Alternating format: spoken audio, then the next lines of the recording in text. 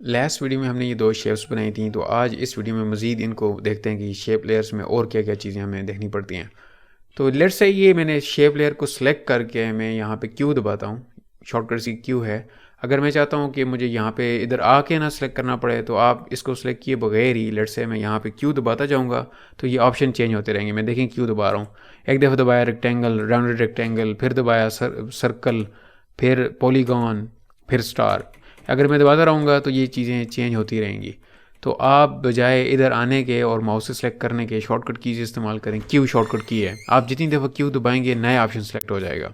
देखिए ये circle select हो चुका है। मैं इसको सेलेक्ट करके जब यहाँ पे ड्रॉ करूँगा तो शिफ्ट के साथ तो बिल्कुल परफेक्ट सर्कल जो है वो बन जाएगा। देखिए ये सर्कल बन चुका है यहाँ पे। तो ये सर्कल भी इसी लेयर के ऊपर ऐड हो चुका है।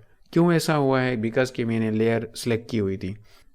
तो आप जितनी भी चीज़ें अभी बनाते जाएंगे वो इसी शेप लेयर के ऊपर बनती जाएंगी, जितनी भी आप बनाते जाएंगे, बिकॉज यही शेप लेयर सेलेक्टेड है। देखें ये आप इस तरह जितनी मर्जी आप बनाते रहें तो ये नीचे इस तरह ये ऐड होती रहेंगी, राइट।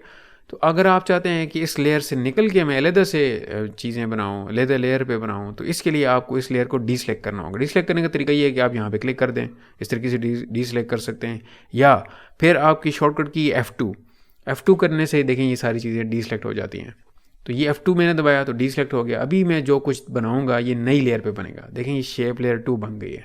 अभी मैं दोबारा F2 दबाता हूँ, अभी मैं जो कुछ बनाऊंगा ये तीसरी लेयर पे चला जाएगा। फिर F2 दबाता हूँ, ये चौथी लेयर पे चला जाएगा। फिर F2 दबाता हूँ तो ये फिफ्थ लेयर पे चला जाएगा।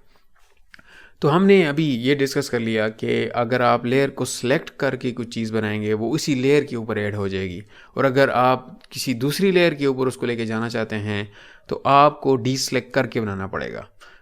तो नेक्स्ट वीडियो में हम ये देखने जा रहे हैं कि शेप लेयर की कितनी टाइप्स होती हैं और वो टाइप्स जानना क्यों ज़रूरी है। सो मिलते हैं नेक्स्ट वीडियो में।